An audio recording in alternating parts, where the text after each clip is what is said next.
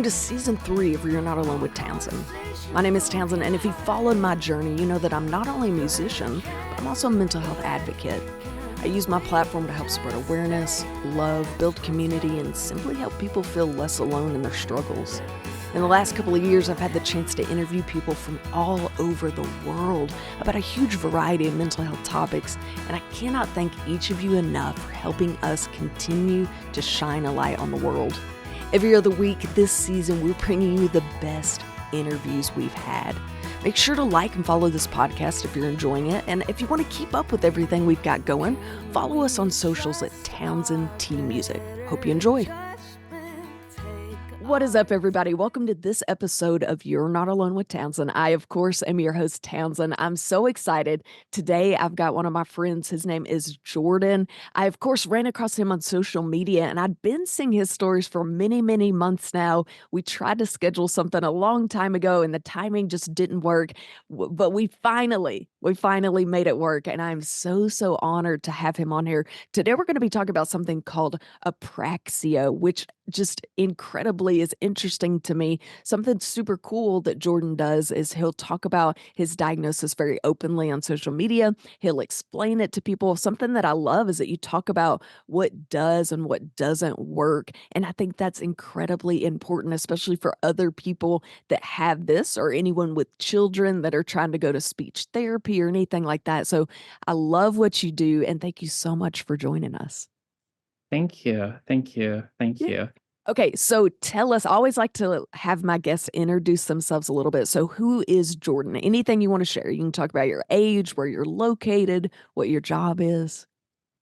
Yeah. So who is Jordan is a question I'm still trying to figure out to this day as I'm just playing. But my name is Jordan LeVan. I'm 26.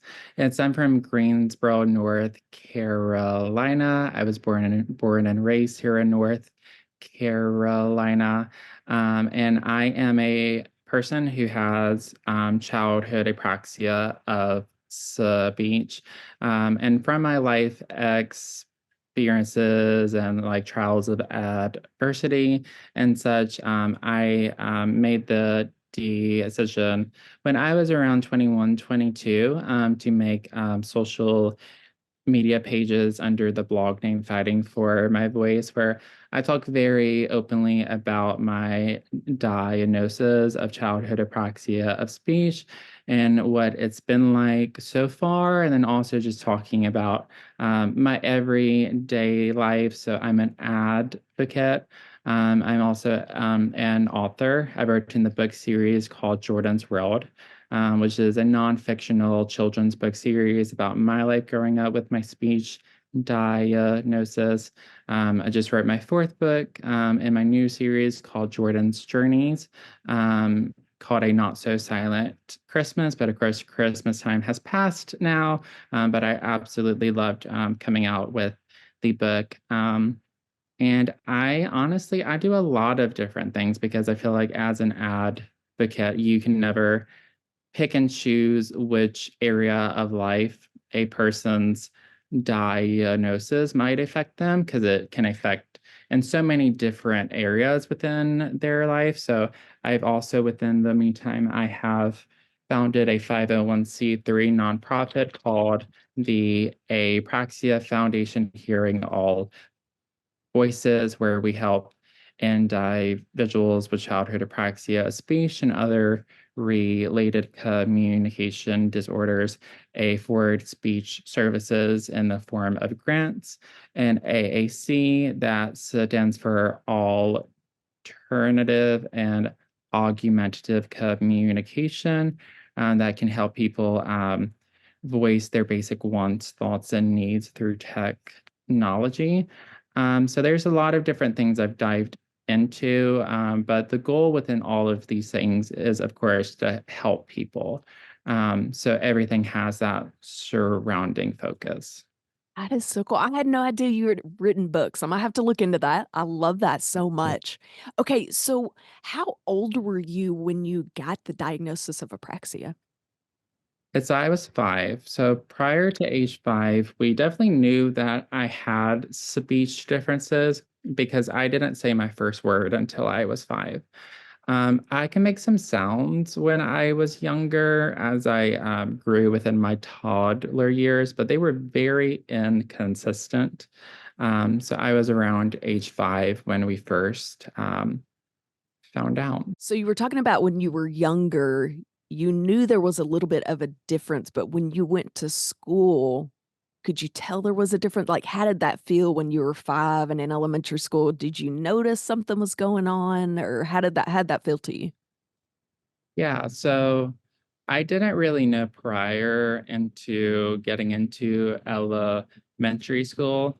I mean, prior to that, I always knew that I had more to say than what I was physically able to.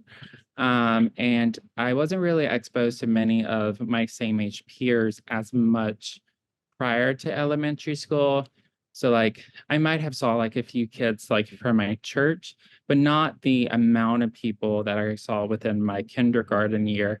And that's when it really got it pointed out to me. Like kids would ask me like, why do you talk like that? Are you speaking a different language? In which country are you from? So from those things, it was very clear that there was a difference. And then that's when it really hit me like, oh, not that there was something going on, but there is absolutely something different.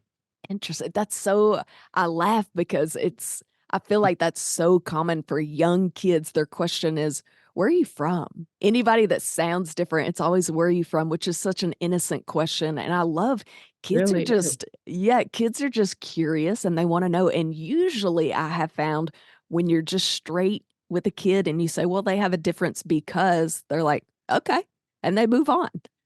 But I love that they asked you, "Where are you from? What country are you from?" That's so sweet. Yeah. Yeah. Yeah. Yeah. Because it's with those questions, like those questions were never intended on being mean, even though they might have a affected me. Like now as an adult, like I look back and I'm like, kids just was trying, they were trying to make sense of what they didn't know. Because many kids didn't know. So they were like, what country are you from? Because they're trying to put two and two together. So I definitely look back on like, because that was like pure like childhood innocence. Right. Yeah, no, I totally could see in the moment that would devastate me and hurt my feelings. But like you said, as an adult looking back, you're like, oh, they're just trying to figure it out. I had a girl one time that talked about how she wasn't able to say certain letters correctly. So her R's, um, she had a lisp real bad and she wasn't able to say her R's. And so kids would say, oh my gosh, what was it like growing up in Australia? She's like, I'm not Australian. And she could never put it together. But as an adult, she goes back and laughs about it. But so Yeah, speaking of being in elementary and kids trying to figure it out, do you feel like it affected you in school? And do you feel like it affected your social situations like making friends and things like that? absolutely. Absolutely. It is with school for me. School was really difficult for me growing up because if I couldn't say what I wanted to say, then like if I had questions like about like my coursework or if I didn't understand like a certain concept, like I wasn't able to ask and I wasn't able to get that clarification. So it was really difficult with in that sense. And then also with apraxia, it also affected my reading and spelling as well. Because if I couldn't pronounce the words, then I didn't know basically which letter made which sound because I couldn't pronounce those sounds. And with the different words, and when I would try to spell words, I would spell words like how I would pronounce them, which was a totally opposite, what came out was totally different than what I was intending to say. So it definitely affected me within the academic sense with like reading, spelling, not being able to ask for help. And I did notice that it did definitely affect me socially. I was really bullied growing up due to my speech difference. Um, And there were kids, as we were talking about, who were not intending to be mean. So like as we were talking about with like what country are you from and such, like even from that age, even though like it did hurt my feelings, I knew that kids were not intending to be mean then. Like I knew that even though it did hurt, I was like, I know that they're not intending to, because they were never like mocking me, or they were never laughing at me. Like they were purely asking questions, and they had like a nice, facial expression. But then there were kids that did mock me and did, laugh at me and would ask me to say certain words. And so it did definitely affect me socially in that aspect, and then also socially with trying to make friends, because I was always a kid who really wanted to make friends, and I always really craved to have a really big group of friends, because I've always been a social person. Even though I might be an introvert at my core, I still love talking to people. I still love getting to know people. And I did have friends growing up that definitely I did make friends with, that really did stick by my side. Um, but if I'm honest, just being like with what I wanted as a child, like I did want a big group of friends. I wanted to be friends with everybody, with everybody if I could have, which I think every kid wants to a certain degree. Um, but it was just simply some people didn't want to speak to the boy who couldn't talk back. And that's just kind of what it boiled down to. Oh, God, that makes me wanna cry thinking about sweet little Jordan or any kid, like, anyone being bullied, which is exactly why I love these conversations and I love what you do, because a lot of it is just being aware that people are different. We're all different in some way, shape, or form, and talking about it. And, even as adults, people hearing this conversation are like, oh, that's what that is. And then we move on. I hate that you had those experiences, but I love that it's made you who you are today and that you're making a difference. But since we're talking about it, let's go ahead and define apraxia. What actually is apraxia? Are you enjoying this conversation? This project is funded by patrons and sponsors, so if you like what you hear and you'd like to help us continue changing lives in 2024, we would love to have you join the family. Reach out to us at townsendtmusic@hotmail.com if you'd like to be a sponsor, or hop on patreon.com/townsendtmusic to join the patron family. As a thank you, you're going to receive extra podcast questions and content every episode, discounts, exclusive content, and so much more. So join the family and let's continue changing lives. Yeah, yeah. So childhood apraxia of speech is a neurological speech difference that basically affects you being able to move your tongue, lips, and jaw whenever you want to say the different words and phrases you want to say.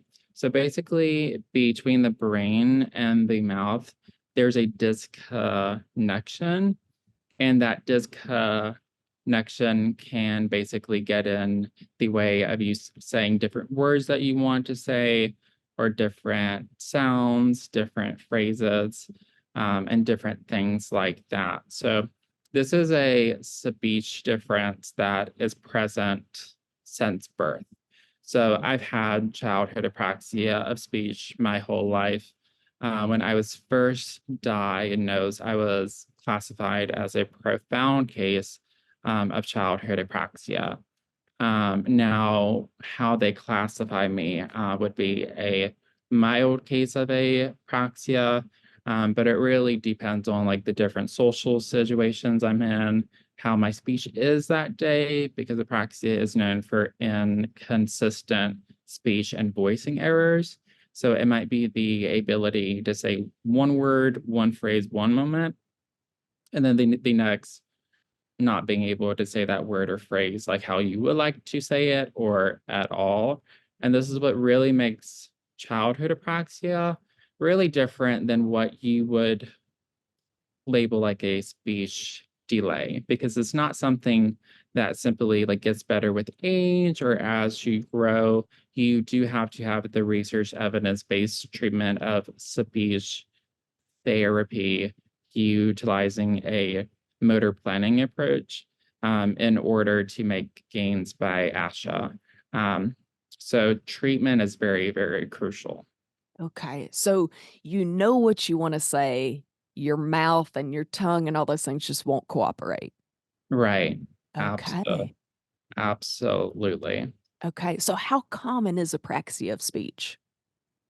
Oh my goodness. I wish that I could pull up the statistic. It was in one in every two kids or one in every two kids out of 1,000. I believe, and I can double check that, will have childhood apraxia of speech. So it's actually as prevalent, if that's how you say that word, as Down syndrome. But childhood apraxia of speech was not recognized until 2007 by ASHA, the American Speech and Hearing Association. Um, but apraxia has been real for a very long time, but it was not classified until 2007. So we're actually finding that more people than what we think do have childhood apraxia of speech. That blows my mind. That's not been that long ago. No, it's kind of scary if I'm honest, because I was diagnosed in 2002. So Wow. prior to Asha ever recognizing it, like I was fortunate enough that the SLP I was treated by knew that childhood apraxia of speech was real, even even though the field might have been saying, well, we think it's real, and then another group of the field was like, we don't think this is a real diagnosis. It's very real. Wow. Oh my goodness. I had no idea that it was that recently researched and, put on the scale. Well, they were like, okay, this is a real thing. That blows my mind. Okay. So since they've done research since 2007 and everything, do they know how it's caused? Is it hereditary? Is it genetic? There's three different causes that we know during this time. So one, they have found a genetic portion. So genes can contribute. The second is brain injury or trauma to the brain. And then the third one is idiopathic, which basically means we don't know what caused it. So it's kind of funny they say that's a cause because I'm like, well, do we? And we don't know what the cause is, Yeah. but It's the like the scientific way of saying, yeah, we don't really know. correct. We don't know, and that's what we're really trying to find out more and more about what does cause it, and that's just so we can get a better understanding. Yeah, absolutely. Wow, how interesting. Okay, so I mentioned this earlier. I love that you talk about openly what speech therapy looked like when you were a child and the things that you were like, this is silly and actually not helping me whatsoever. So, what did you feel Um, like with your speech therapist, or maybe even not speech therapy? Let me rewind. What did you feel like worked the best? And what did you feel like just was a total waste of time as far as treatment went? Oh yeah, yeah.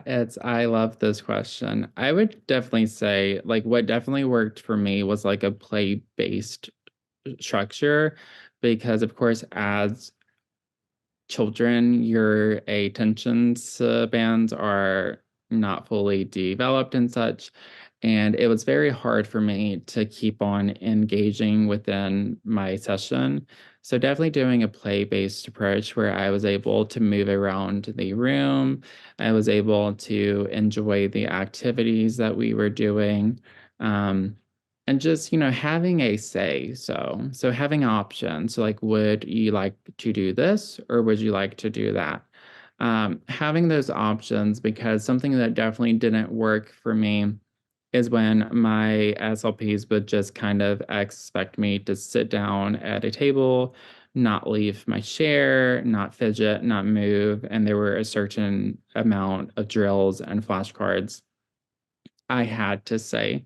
Now, in the long-term outcome, I can treatment for the childhood apraxia of speech did help. But during those times, I was not able to be fully engaged within my session. And there were times where even if I did not appear as if I was checking out mentally because my brain was so overwhelmed because I was losing interest. Drills can be a lot of work. It can be a lot of work for people with childhood apraxia of speech to physically speak. So not being able to like have like any sort of amount of breaks or having that chance for just to have fun because I was also a kid. I was never just a patient. I was a kid and I needed my full needs accounted for rather than looking at, okay, we're here because we're going to target your childhood apraxia of speech. I wish that the focus would have more so been on the focus is on your communication and you being happy.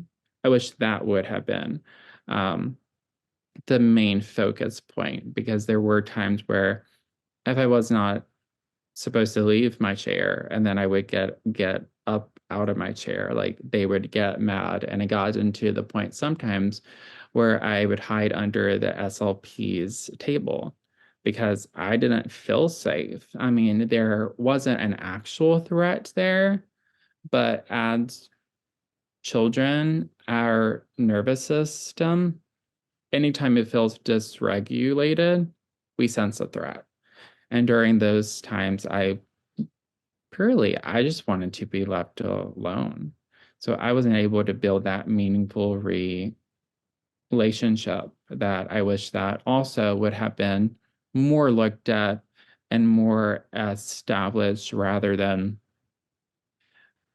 adults just expecting because you're an adult that means I'm supposed to automatically trust you because as children and as human beings we get to choose who is a safe person and who is not a safe person and to say well I'm the adult um and just taking that very broad statement and kind of taking that power dynamic charge isn't going to make any child feel safe. If anything, they're going to feel like they don't have a voice, which that's the sole reason I was in sessions. They wanted me to have a voice, but the question kind of lingered in my brain.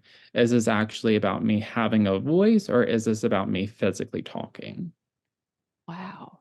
And that makes when you say that, you think, "Well, duh, of course." But I could totally see the adult not knowing much about this diagnosis, trying to work, work, work. But even thinking back without having a speech difference, as a child, I couldn't have sat at a table for 30 minutes or an hour straight just doing drills. Like, that's Oh, no. so No child, because yeah, you're a child. You wanna play, you want to engage. I mean, I think it's I don't think any child is made to sit at a seat for 30 minutes just because 'cause we're kids. I yeah. mean, That is tough. absolutely. Wow. Doing drill after drill, that's super tough. Yeah, I love that. That's such a good point to make, and I hope that therapists listening to this really take that into consideration. Like, you've gotta develop that rapport and that No, communication. um, Yeah, that's so important. thank you. I love Thank that. Speaking of, what do you wish people as a whole so maybe people listening to this conversation, what do you wish they knew about apraxia? I feel that the main thing I wish that people knew about apraxia other than, of course, co other than, like, the clinical definition and such and all of the misconceptions that can come along with apraxia. The one thing I wish people did know about apraxia is that it's not something that you need to get rid of or something that the aim should be to quote unquote cure it because it's not the common cold. It's not a flu. It's nothing like that. This is with with within itself with being a neurological speech difference. It's how our brain is made. And that is not our that's not within our control. So this isn't within the child or the person's control. It's not something that you can cure. There's no cure for apraxia.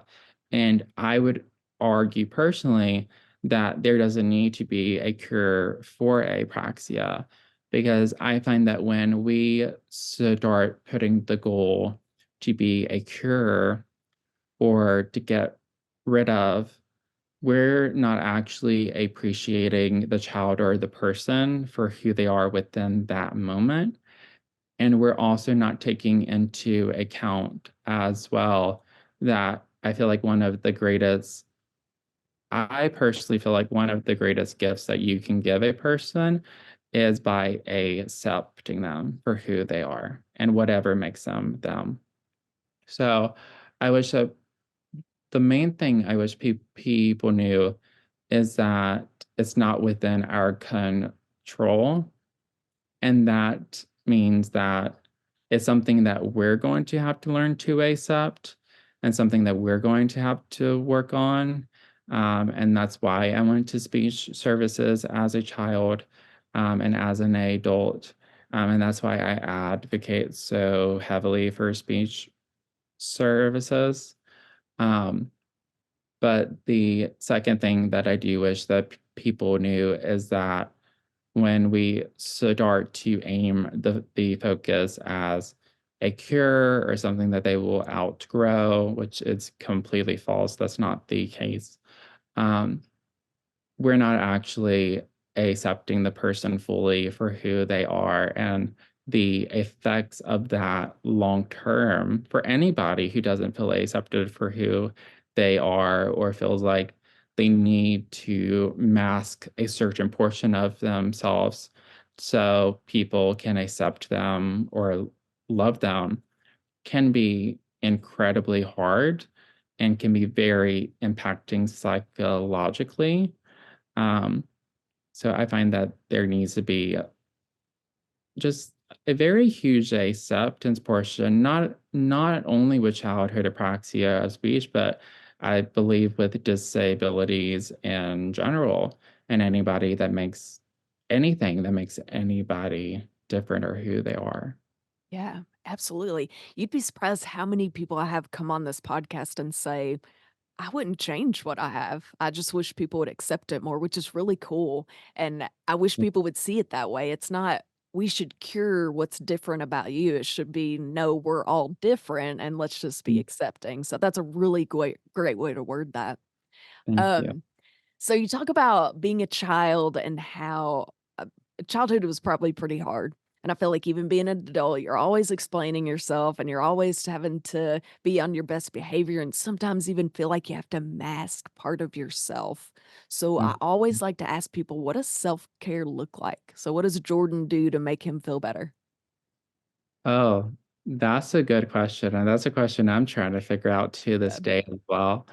I feel like one of my biggest forms of self-care is really by there's a few different things. So typically just really being sure that I'm in tune with myself and I'm in tune with my needs, and just being sure that I'm taking care of my needs within every moment and every day, and also being non-judgmental about my needs or who I am. So really practicing being non-judgmental with myself, because we can say that, oh no, you shouldn't judge other people. And that's something that I do personally believe as well.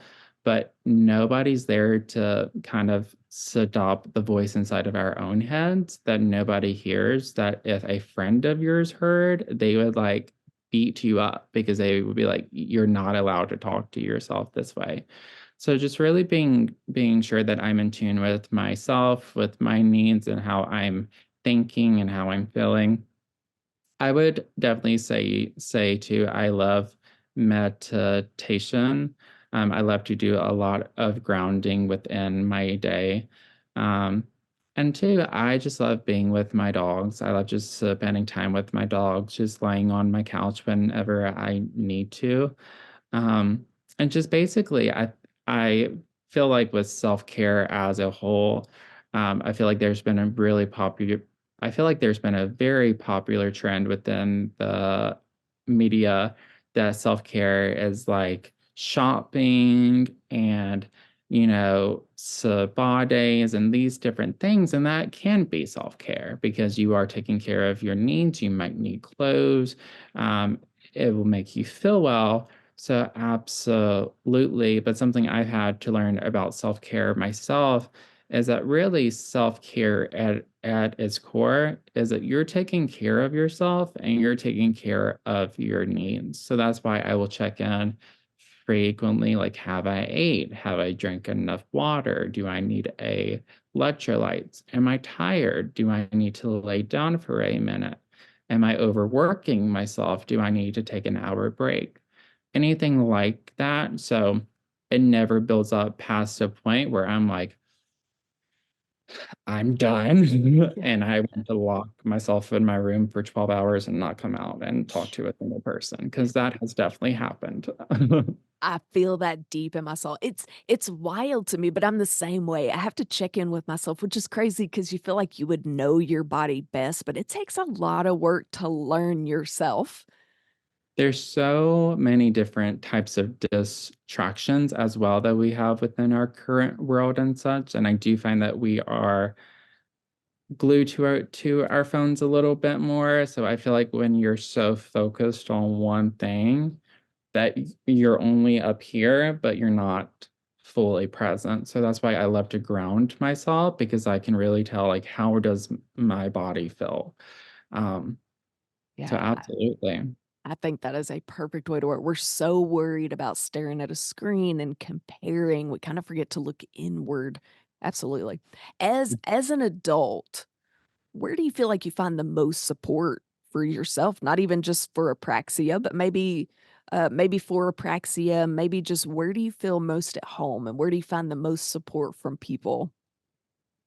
I definitely feel the most so I definitely feel the most support from my community and being able to connect, and I definitely feel that from my friends as well, as I have very great friends who I can talk openly to and call it any at any time. So I've really found, and something I personally found as an adult is that I used to think that the bulk of the support would always come from your family.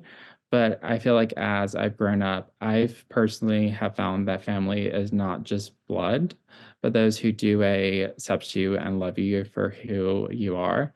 And we cannot choose our family, but something we can choose is our chosen family. So with those people, I make sure I hold them close. I check in on them as well. And I feel like just having that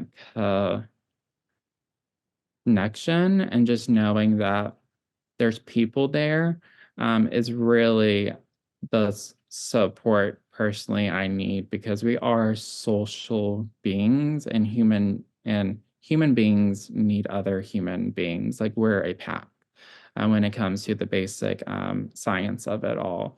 So just surrounding myself with people and just being able to have those conversations with people, even if I'm not seeking support, but just knowing that I have that support there can really give me that blanket that I need to feel safe. Yeah, absolutely. I couldn't have worded that better. That was perfect.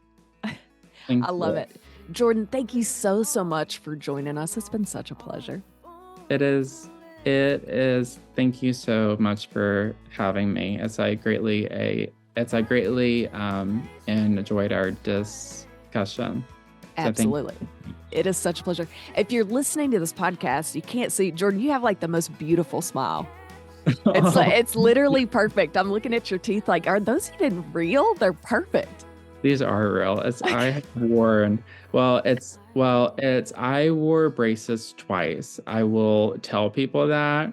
So please don't think that my teeth are naturally this way, which I'm really wanting to get them wider and wider as I possibly can. So I'm not even fully happy, but thank you so much for the compliment. I don't know how to take a compliment at times. Thank you. Well, it's perfect. You've got a beautiful smile. For people that are just listening, I wanted them to know that, but it has been a pleasure. Okay, so my listeners know how this works. As far as the podcast goes, we're going to log off. If you want to hear the rest of the conversation with Jordan, we're going to hop on and do some extra questions like I do every interview for my patrons. And that's how we keep this going. So if you want to help support this and you want to get some behind the scenes and exclusive questions, log on to patreon.com/Townsendtmusic. We're going to head over there. If not, we will catch you next time. If you'd like to hear the rest of this interview, visit patreon.com/Townsendtmusic. And don't forget, you can also watch the interviews on our YouTube channel at Townsendtmusic YouTube. If you're looking to buy or sell, I have the perfect realty company for you.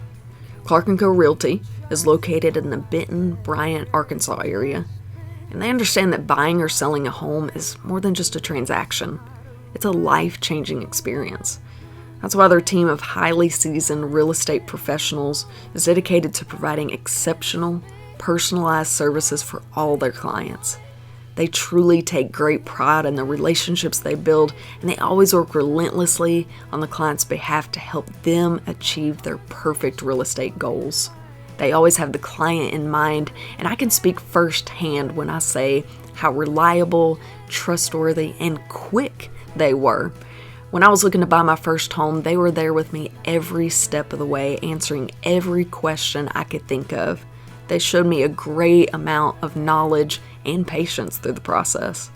It's no wonder they've won so many awards for their outstanding services and their excellent relationships with clients.